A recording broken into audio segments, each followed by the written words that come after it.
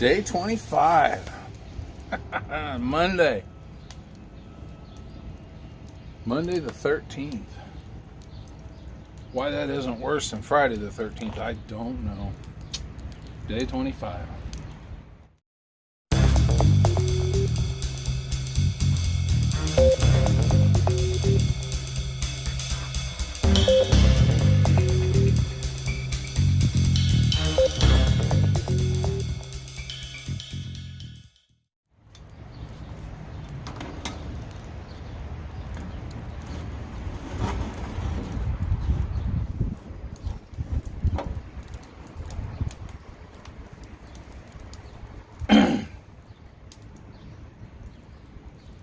So yeah, a Facebook friend / family member says on Facebook. Facebook friend / family member says on Facebook, "Don't come at me with this stupid conspiracy theory stuff unless you've got proof." Talking about the Kung Flu. Alright. Problem is I've come back with proof before and I'm not watching that. Well, okay, well then we're done talking. Thing is there's pretty strong evidence right now. It's not strong evidence, it's pretty solid that there is strains of proteins from other viruses in this thing, so it's pretty sure it's not pretty sure, it's almost assured it is a manufactured virus. Definitely a manufactured virus. So now, as far as I'm concerned, conspiracy goes, did they release it on purpose? Well, they definitely had the motive, the means, and the opportunity. You know? So, I don't know. That might stand up in court with the circumstantial side of things. But anyway, I will say this about conspiracy stuff, though. And I'm kind of throwing this out there as I don't know how to put this. I really don't know how to put this. I wish that would stop doing that. Good Lord. Yeah, I really don't know how to put this, but I'm going to kind of just go full bore. Let's you and I change angles here. I think the fire might be affecting that.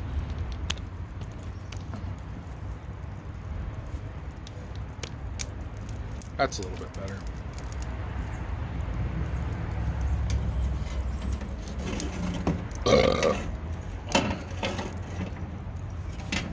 See, I don't know quite how to put this, but I'm going to just kind of go full bore into it and say it. I'm seeing a lot of stuff out there. Oh, the government is doing this. They're locking us down. They're gonna keep it. They're gonna collapse the economy on purpose and replace the dollar with whatever the new world currency is. And this is how they lock us down for complete control from now on, and all this stuff. Here's my thing, again, with the means, motive, and opportunity, right? Is that plausible? I don't know. Is it possible? It's possible. It is possible. If you think it's not possible, you're the one wearing the tinfoil hat. Is it plausible? I don't know. We have something rare in history right now. The amount of freedom that we have as a people, and I'm talking not just America but globally. We have an unprecedented amount of freedom, and I heard somebody say today, well, it was on Dave Collins' deal. He was interviewing a guy. He said, you know, it's not usual that we've got this big split between This is the first time in history we've got as wide a split between the ultra wealthy and the really poor. And I'm like, dude, you're an economist or whatever, you know, you're a hedge fund dude, whatever. You need to read a history book because you don't know what the hell you're talking about. That was hilarious. Usually you have, if I can find the video again, and this is a big if I can find the video again, I'm going to put a link in the description. So if you go right now and you look at the link in the description, and if there's a link there, big if, you need to stop watching this garbage and go watch that. And then you'll understand where I'm coming from. You can come back and watch this. That'd be really cool. But it's way more important. Don't watch any more of my videos. Watch this video. I'll go find it. I'll find it. It's there. I'm sure it's there. But yeah, if that link is in the description down below, you need to watch out. Then you can come back to me. But anyway, there's never a king. There's never one guy. One guy can't rule the whole thing.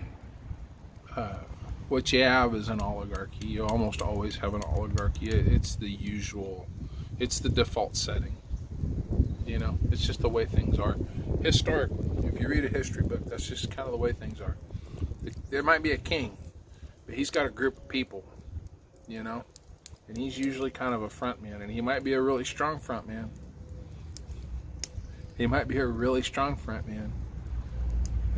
But he's a front man. There's an oligarchy, almost always, in history. And they hold all the wealth, and they hold all the power, and they control everything. And that's why I always say, if you actually stick it to the man, he will swat you like the fly you are. He will swat you away like a mosquito. You can't stick it to the man. You can't stick it to the man. Whatever little thing you're doing, to stick it to the man, he doesn't even notice, which means you're not really sticking it to him. When you finally do stick it to him to the point where he notices, he'll swat you. That's how it is. Anyway, cousin says, don't come at me with this conspiracy stuff, you know, without proof. And it's like, well, okay, but here's the thing. Ooh, that's hot. No more knuckle hairs on that thumb. Here's the thing about that. And this is just my take. I could be wrong, but this is my take on it. If you honestly believe that your government is in league with the communists overseas and they are working fervently to destroy our way of life, you really think about this for a minute. Why aren't you in the streets with a rifle? If you really believe that's what's going on, why are you paying taxes? What's going on with you that you aren't fervently working against that? That's serious. Have you ever exacted revenge on someone? In your personal life, somebody wronged you, and you took it to heart, and you took it, and you held that grudge, and you nursed it, and you nurtured it, and you petted that grudge, and you loved it, and you fed it, and you gave it its strength. Did you ever exact your vengeance on that person? I have. It's satisfying. It is satisfying. It is like nothing else. That's not the Christian way. You're supposed to leave it to God. Let Him sort that out.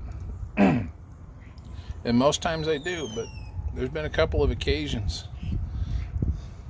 Took that grudge and I held it in close to my heart, and I kept it warm, and I kept it pampered. I kept it nurtured. I kept it alive, and I helped it grow. And I exacted my revenge. One time, it took over a year for me to get my vengeance. But I got it. And buddy, did I get it. I got it in spades. Oh, man. And when I was done, that person never knew what I did to them. But I did. And it felt good. Oh, it felt good. Let me ask you, do you really honestly believe that your government is trying to destroy you? Do you really honestly believe that? All the little tinfoil hat shit you're spewing it online, you're saying it here, you're saying it there. Do you really think that? Do you really believe it? And why aren't you actually doing something about it? I'm not talking about grabbing a rifle and going out in the streets. I'm talking about, what are your plans? What are you doing? What's going to happen next? What are you laying out? Do you have a plan? Do you have a scheme? Do you have a way of dealing with it? And it might be something as small as, right now, I'm just not going to pay taxes. Maybe you're going to gain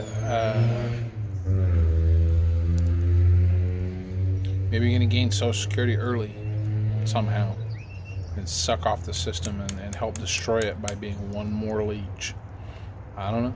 And I don't mean that in a parasitic, I want to kill the host, just this is the opportunity, not an opportunistic parasite, but a malice-driven parasite, They exist. Those people exist. There's a guy who does videos on YouTube, and he kind of goes on a little side rant on one of his videos why he lives in a van and collects Social Security early. He doesn't believe in the way we do things. He doesn't believe in our country, and he's actively working. He's actively working to stop it.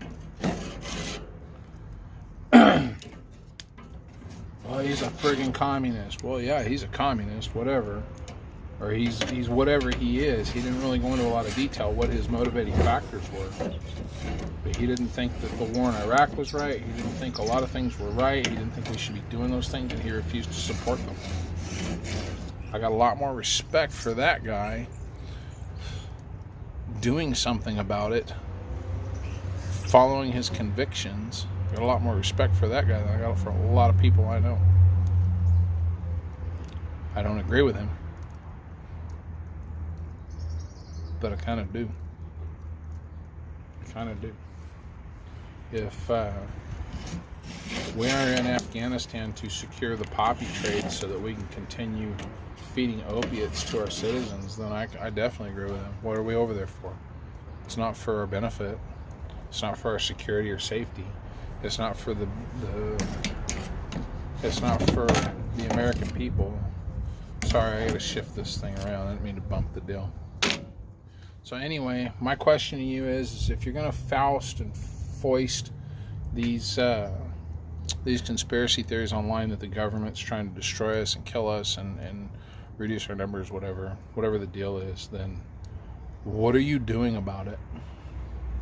Are you just feeding the beast? Or are you going to hold a grudge and do something about it? Just curious. I'm not suggesting anything. I'm not advocating anything. I'm just asking. I know what I want to do is what most of us want to do. I just want to live my life. I want to live my life. I don't mind paying a little extra for security. And if the guy comes around and he says, you got to pay me a little more for that security, I don't mind paying it to a point.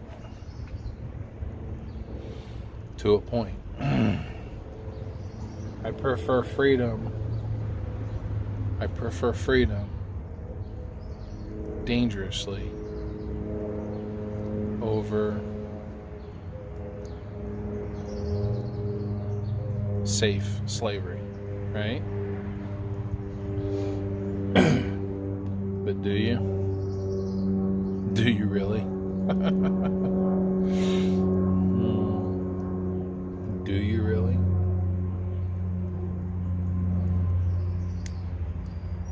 I don't mind securing a little security at the cost of some of my freedoms. Absolute freedom is running all the red lights. But the social contract doesn't allow for that. You gotta stop, give them their turn too. Everybody gets a turn. You gotta stop. Total freedom is just doing whatever the hell I want. Oh, red lights don't mean anything to me. Do what I want. I mean, that's a light metaphor. That's a light little example. It's not a metaphor, it's an example. Utter freedom is just driving straight to work and never stopping unless I want to, or, absolutely have to, because there's people there. Red lights don't mean anything to me. I just do what I want. Utter freedom. I'm willing to give up some of that freedom for the safety and security of not getting run into. As long as we all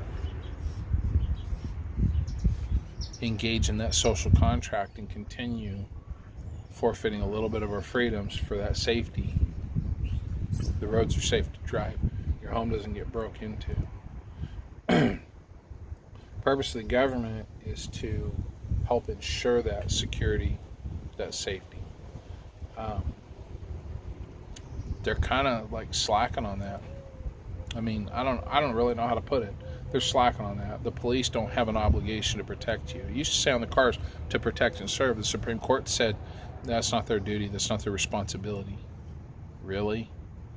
What the hell do I need them for? I mean, really, what do I need them for? And you're telling me the government's actively working against us? You've got my attention. You do have my attention. I'm listening to you because I've had that interaction with those police. They're not serving my interests at all. They're not protecting me. If anything, they'll abuse me as soon as they get the opportunity, and they have carte blanche to do it. Our legal system allows for it. Become another number, right? What the hell do I need them for? You start questioning this stuff. You're going to tell me that you think the government, and I think that's just some guys who were bored and being opportunistic, you're telling me they're actively working against us. I'm listening. There might be some validity to that. I'm listening, but why are we just going to work? Why are we paying taxes? Why are we paying these people to do this to us? If you honestly believe that, why? Why do you still live the life? That's my question. I'm just trying to invoke some thought. I'm just trying to get you thinking a little bit further than the right now. Probably not a good thing to post to YouTube, but I'm going to do it anyways. Safety versus freedom. I hope you enjoy your freedom. Wherever you're at, whatever you're doing, stay safe. Remain free. God bless America. Long live the Republic. Catch you guys on the next one.